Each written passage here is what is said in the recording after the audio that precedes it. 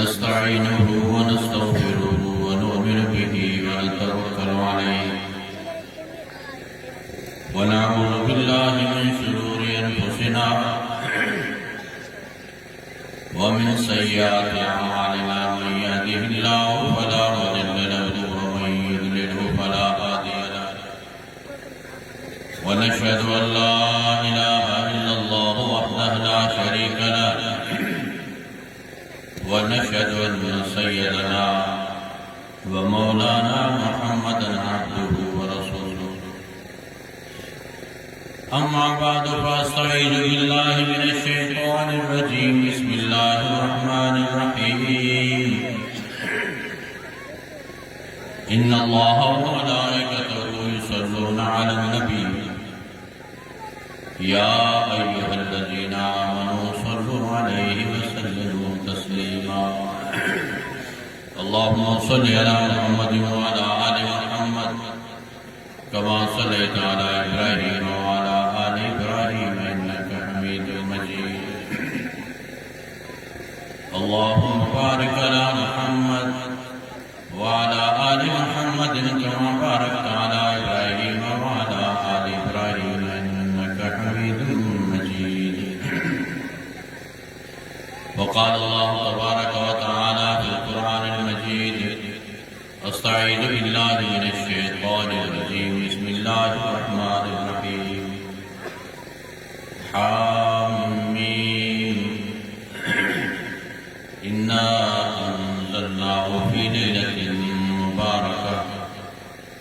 وقال النبي صلى الله عليه وسلم قوموا نصف ليلة من شعبان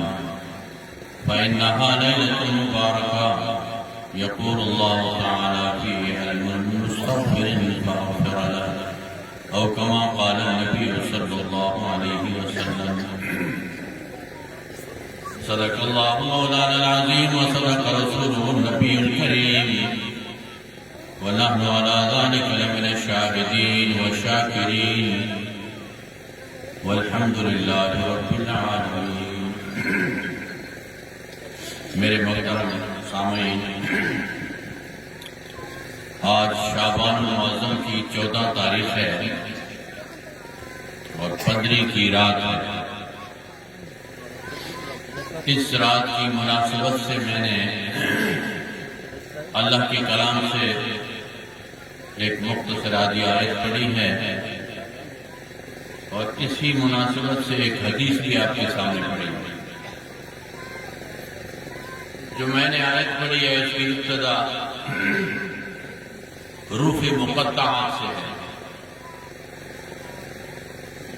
آپ میں سے جنہوں نے کلام پاک پڑھا ہے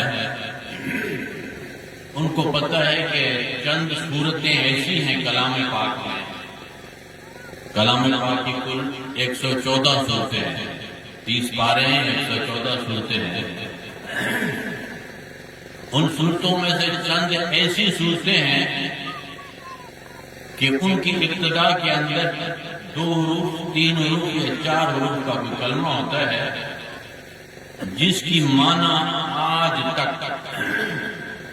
کسی عالم کو پتہ نہیں، نہ کوئی بتاتا ہے، نہ بتا سکتا ہے۔ جس طرح یاسین میں نے پڑھا ہے حامیم، یا دوسری ایک سورت کی ابتدا ہے قاف ہا یا عین صاد۔ پورے پاکستان کے دنیا کے عالم کے پاس جاؤ، پوچھو اس کا معنی کیا ہے۔ عموماً جب ترجمہ ہم لوگ پڑھاتے ہیں، میں مدرس بھی ہوں، تو حروف مقطعہ جب آتے ہیں ویسے جو بھی آئے تو تفصیل تشریح شروع کر دیتے ہیں۔ روح المعانی نے یوں لکھا، ابن کثیر نے یہ تفصیل بیان کی ہے۔ جب یہ آیتیں، یہ حروف آ جاتے ہیں،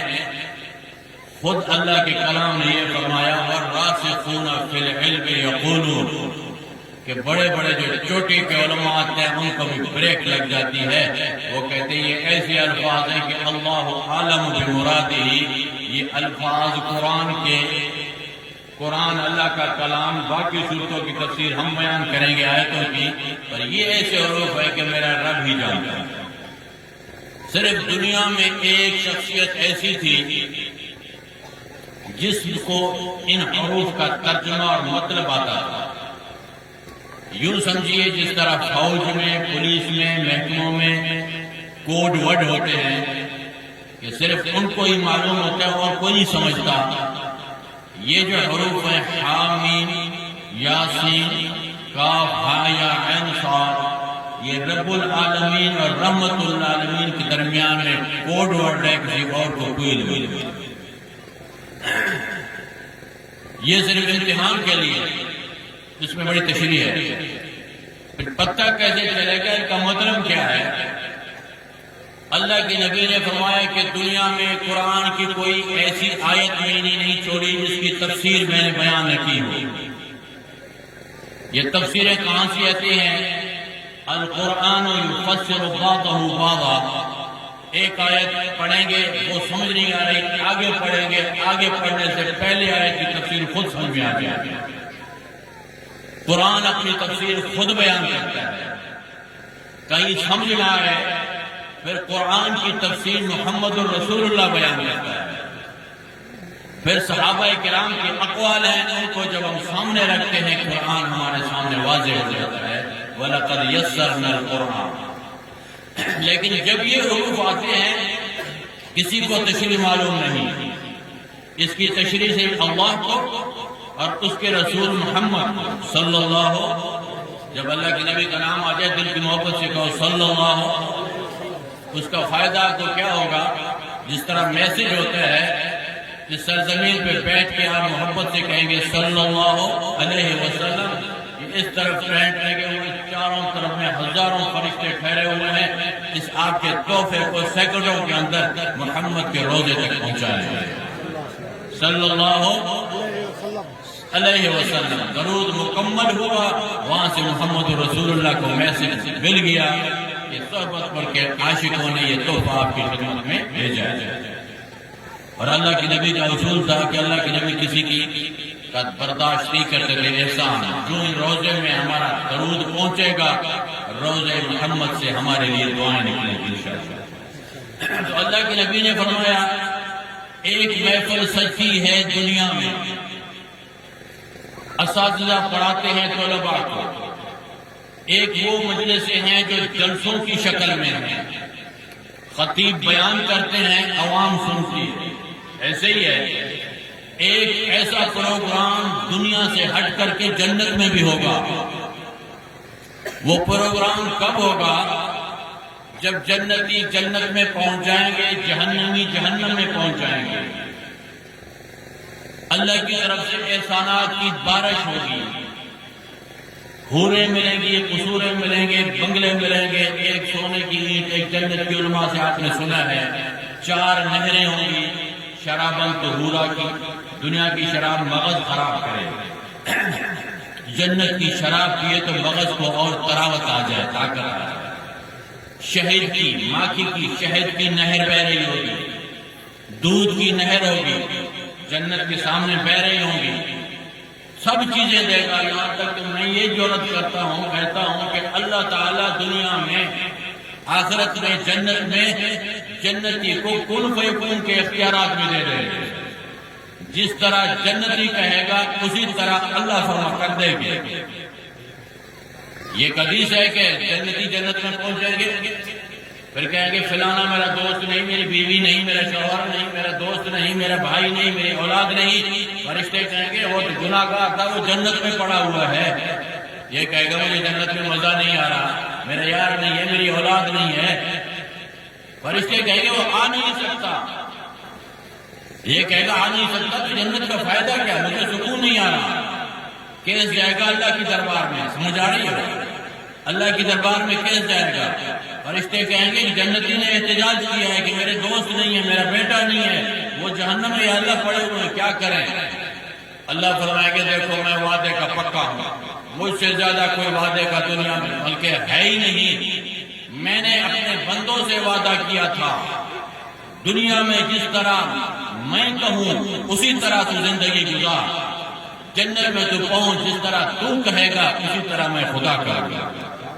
میرا وعدہ ہو چکا ہے، جنتی کے منہ پہ جس قریب کا دوست کا نام آتا جائے، سفارش کرتا جائے، ان کے گناہوں کو نہ دیکھو، میرے رب کے وعدے کو دیکھو، پکڑ کے جنت کے اندر داخل کر دے جائے۔ مجمع بن جائے گا، پورے مل گئی 70 حور۔ ہمارے واپس جائے شکر ہوں ہمارے بڑے مدرسے میں نے کہا برام کرنے کرتا نظریہ ایسی کس کونے پہننا طلاق مجھے 4 سال میں سنو بیچارے بڑا ہی مل پکتا جنت میں 70 حوریں جو عام بندوں کو ملے گی، عام آدمی کو 70 حوریں موتے بھاگ میں بیان کرا پہ تو مجموع ہو ان میں معلوم ایک عام جنتی کے 70 حور ملتا ایکڑے اچانک مجموعے کو کالا ہے اساں وانی چنڈریوں کاڑے ویندا ماں علمی جواب گھرنے پر بے موٹے پانچی برادری ان کے جواب لو جیڑا روڑا ختمہ ہو چنڈریوں کو اسا چنڈرا اللہ کڑا چنا تو بہرحال ہر جنت کو 70 حوریں ملیں گی، ہر نعمت ملے گی، دوست آ جائیں گے، رشتہ دار سارے جنت میں آ جائیں گے، پھر بھی اللہ کا پیغام ہوگا اور کیا چاہیے، اور کیا چاہیے، کہتے جائیں گے تمنا ہی ختم ہو جائے گی، مانگے تو رب سے کیا مانگے، پھر فرشتے کہیں گے اللہ کا پیغام ہے کچھ مانگو، پھر جائیں گے علماء کے پاس، مولوی صاحب دنیا میں آپ سے فتویٰ پوچھتے تھے، مسئلہ پوچھتے تھے، اللہ کا پیغام آ رہا ہے مانگو، یہ دودھ کی نہریں یہ شہد کی نہریں یہ 70 حور ہے، اپنی بیوی بیٹھی ہوئی ہے، دنیا کی ہر نعمت ہے، یہ محلے ہیں، سون اور چاندی یہاں فرش لگے ہوئے ہیں، مانگے تو کیا مانگے، عالم کہیں گے جو اصل نعمت ہے وہ تو ملی نہیں تمہیں اب تک، ایک نعمت دنیا کی ایسی ہے کہ اس کے مقابلے میں دنیا کی کچھ نعمتیں نہیں ہیں، آنکھ اللہ کی نعمت ہے، اس کی قدر اندر سے ٹانگیں اللہ کی نعمت ہیں، دل و دماغ یہ کھوپڑی اولاد بنگلہ جائیداد زمین سب اللہ کی نعمتیں ہیں نہیں ہیں، سب نعمتیں ہیں، لیکن اصل جو اللہ کی بڑی نعمت ہے اس کو ہم نے بلایا ہوا ہے، وہ نعمت کون سی ہے؟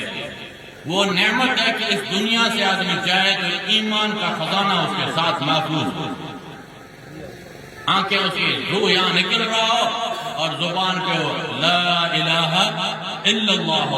محمد رسول اللہ صلی اللہ علیہ وسلم۔ موت کا وقت انتہائی مشکل ترین وقت ہوتا ہے، اس وقت دنیا کا طاقتور ڈاکو اس کے پاس ٹھہرا ہوا ہوتا ہے اور اس کے پاس عظیم خزانہ ہوتا ہے، کس کے پاس جو مسلمان دنیا سے جا رہا ہے، ساتھ قریب بیٹھے ہوئے ہوتے ہیں لیکن ان کو اندازہ نہیں ہوتا وہ کیا رہا، یہ اس دنیا سے جا رہا ہے، ڈاکو ساتھ ہے، ڈاکو بھی طاقتور جس کا ذکر قرآن نے بیان فرمایا ہے، ان شیطان للانسان عدو مبین، وہ ساتھ ٹھہرا ہوا ہے، اس کے پاس عظیم خزانہ بھی ہے، کون سا خزانہ؟ ایمان والا، شیطان کوشش کرتا ہے اس پہ حملہ کرو،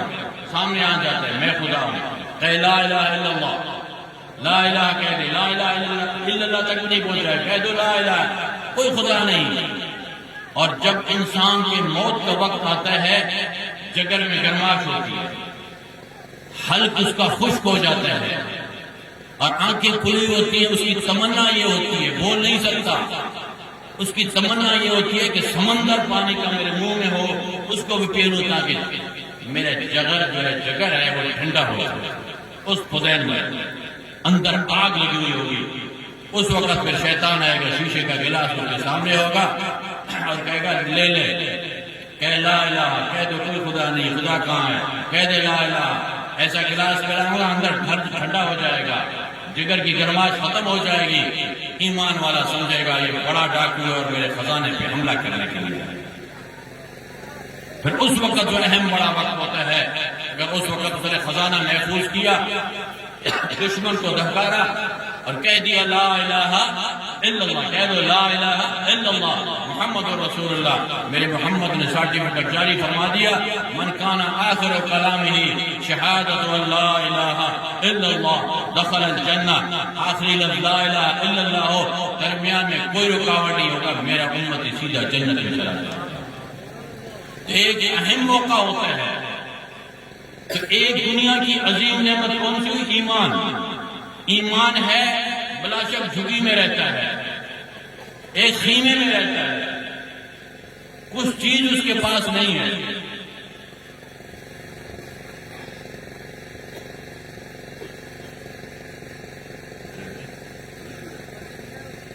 اس کے پاس کچھ خزانہ ہے، تو درود شریف پڑھ اللہم صلی علی محمد وعلی آل محمد کما صلیت علی ابراہیم وعلی آل ابراہیم۔ تو ایک خزانہ یہی ہے، کون سا؟ ایمان، بڑی نعمت، اور آخرت کی نعمتیں بہت ہیں، حور بھی نعمت ہے، بنگلے بھی نعمت ہیں، ہر چیز نعمت ہے، لیکن سب سے بڑی نعمت علماء کہیں گے وہ تو ملی نہیں ہے۔ وہ کون سی نعمت ہے؟ اللہ کا دیدار۔ 70 سال کی زندگی گزری، 50 سال کی، اللہ اللہ اللہ، کسی نے اللہ کو دیکھا ہے؟ کسی نے نہیں دیکھا۔ علماء کہیں گے اللہ سے اللہ کا دیدار مانگو، یا اللہ حوریں بھی ملی، سب چیزیں ملی، ابھی اپنی ایک جھلک دکھا دے، تیرا دیدار کر لے۔ پھر فرشتے جا کر کے اللہ کو پیغام دیں گے، عرض کریں گے صحیح جنتی آج مانگ رہے ہیں، کیا مانگ رہے ہیں؟ اے اللہ تیرا دیدار مانگ رہے ہیں۔ اللہ فرمائے گے کہ میں نے وعدہ کیا جو مانگے گے وہی دوں گا، اے فرشتوں بندوبست کرو، اسٹیج لگاؤ، انتظامات ہوں گے، جس طرح کرسی لگی ہوئی ہے، اللہ کی کرسی آئے گی، کتنی بڑی کرسی ہے اللہ کی، اللہ لا الہ الا هو الحی القیوم۔ آگے پھر اللہ کیا فرماتا ہے؟ وسع کرسی السماوات والارض، دنیا کی کرسیاں بھی تم نے دیکھی ہیں، اور اللہ کی کرسی جس کا ذکر ہے، اللہ نے خود فرمایا واسع، بہت وسیع ہے میری کرسی۔ کتنی وسیع ہے؟ حدیث کا مفہوم ہے 7 زمین اور 7 آسمان، اللہ اس کو پھیلائے اور اپنی کرسی میں پھینکے، یہ زمین اور آسمان کرسی میں اس طرح نظر آئیں گے جس طرح بڑے میدان کے اندر ایک انگوٹھی پڑی ہوئی۔ پھر کرسیاں لگے گی انبیاء کی، پھر کرسیاں لگے گی شہداء اور علماء کی، پھر تمام ایمان والے وہاں مجمع موجود ہوگا، پھر اللہ تعالیٰ کی ذات اقدس آئے گی، اور اس وقت کیا منظر ہوگا؟ دنیا میں تو قاری صاحب قرات کرتے ہیں، علماء پڑھتے ہیں، تو آپ کیا کہتے ہو؟ سبحان اللہ، مزہ آتا ہے نا؟ مزہ تو اس وقت آئے گا جب سورت رحمان ہوگی، سورت رحمان ہوگی، اور تلاوت خود رب رحمان کریں گے، اور سر اور آواز حضرت داؤد والی ہوگی، پڑھنے والا اللہ ہوگا، سننے والے بندے ہوں گے، اور اس وقت اللہ تعالیٰ سورت رحمان کی تلاوت کریں گے۔ پھر جب یہ حروف آئیں گے، اللہ فرمائے یہ کہ ابھی ان حروف مقطع جس کے بارے میں نے عرض کیا، دنیا میں کسی عالم نے تمہیں نہیں بتایا، ابھی میں بتا رہا ہوں اس کی تشریح۔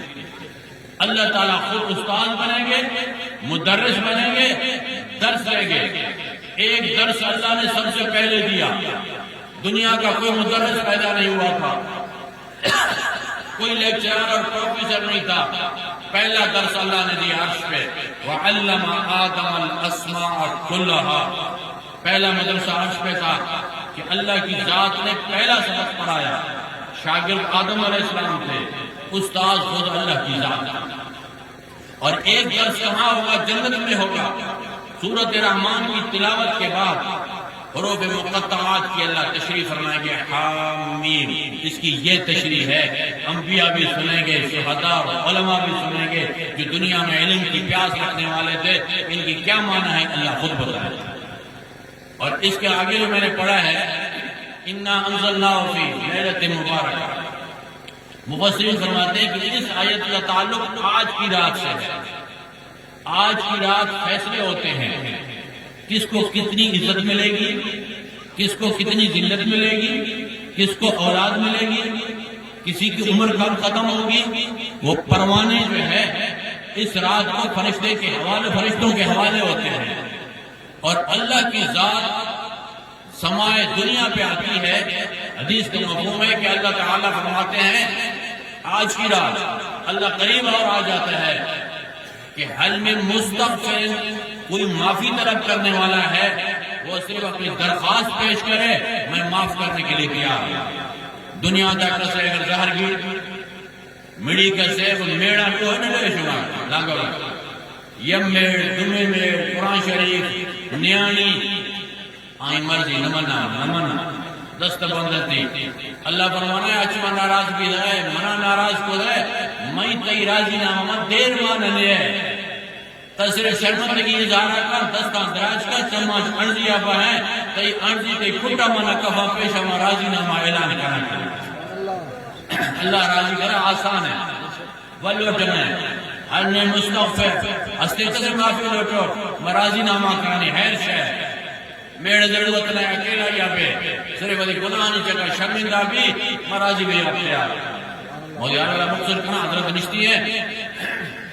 لیکن ایک برکت والو شفا چند ہنچلے مردمہ کے اللہ فرمانا ہے ہمیں شفا کرے انت رازداری کنا ہمانو لے کنا مہمان مغفرت نہ کنا وہ منہ گٹی ہوئے رہے پرچی کرنے والا صاحب کرنے میں بلوچ کی بیان کریں پہلے ایک سے لانگوں میں رہتے ہیں یہ ان تو اردو جامع زبان کن کو مرے رہا سندھی دھارے کن کو مرے رہا تو چند ایسے آدمی ہیں جن کی مغفرت اللہ فرماتے نہیں ہوتی اللہ کی نبی نے فرمایا سب سے پہلے مشرک جو اللہ کی ذات میں صفات میں شریک کرتا ہے آج رات جتنا روئے اس کی مغفرت نہیں ہوتی جب تک شرک سے توبہ نہ کرے قبروں پہ جاتا ہے وہاں اولاد مانگتا ہے وہاں کی مٹی کھاتا ہے وہاں سجدے کرتا ہے چاہے زندے کے سامنے چاہے مردے کے سامنے غیر اللہ کو اللہ کی صفات کے اندر شریک کرتا ہے کہ عزت وہاں سے ملے گی ذلت وہاں سے ملے گی اولاد اس بقیر سے ملے گی یہ ہوگا مشرک اللہ فرماتے ہیں مشرک سے میرا راضی نامہ نہیں ہوگا ان اللہ یغفر اللہ معاف کرنے والا ہے تمام گناہوں کو لیکن شرک کو اللہ معاف نہیں کرے گا اس کے علاوہ اور گناہ بھی بتائے ہیں متکبر کا بھی اللہ نے کہ نبی نے ذکر کیا ہے مغرور جس کے ذہن کے اندر غرور ہو کہ میں ہوں دنیا کے ہر آدمی کو آپ سے کم سمجھتا ہے کہ میں ہوں اللہ فرماتا ہے جس کے ذہن میں غرور ہے دل دماغ میں چاہے آج رات سجدے کرے ذکر کرے عبادت کرے جب تک اس غرور کو نہیں نکالے گا میرا اس کا راضی نامہ نہیں ہو سکتا ایک حدیث کا مفہوم ہے جو تکبر کرتا ہے اس کی مثال ایسے ہے کہ یوں سمجھیے اس نے میری چادر کے اندر جو ربوبیت کی چادر ہے اس میں ہاتھ ڈالا جب غرور کرتا ہے تو میری چادر میں اس کا ہاتھ ہوتا ہے اور میں واحد القہار ہوں اس چیز کو برداشت نہیں کرتا کہ میری شان میں آ کر ہاتھ ڈالے چادر میں اس کو پکڑ کر کسی طرح میں جہنم میں ڈال دیا اور تیسرے نمبر پہ ذکر ہے وہ کینہ پرور جس کو بلوچی میں کہتے ہیں سوچ جو کسی اور کو برداشت نہیں کرتا گاڑی کسی نے خریدی یہ حسد کرتا ہے زمین کسی نے خریدی یہ اس کو برداشت نہیں کرتا اللہ نے اس کو عزت دی ہے اس کے ساتھ ساڑ اور حسد کرتا ہے اللہ کے نبی نے فرمایا کہ ایسا آدمی اس مبارک رات میں بھی اس کی بخشش نہیں ہوتی یہ حسد اور یہ حسد تو ایسی بیماری ہے کہ حدیث کا مفہوم ہے کہ جس طرح خشک لکڑیوں کو آگ جلا دیتی ہے یہ عبادتیں یہ نماز یہ روزے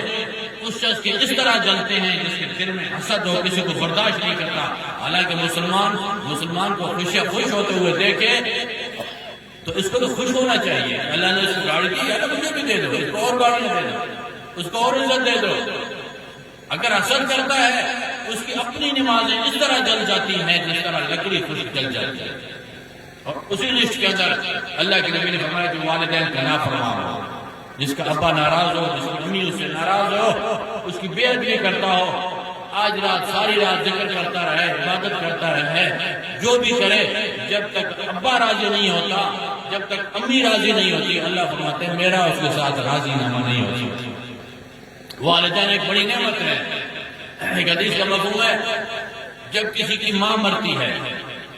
یہ جب کسی کا باپ مرتا ہے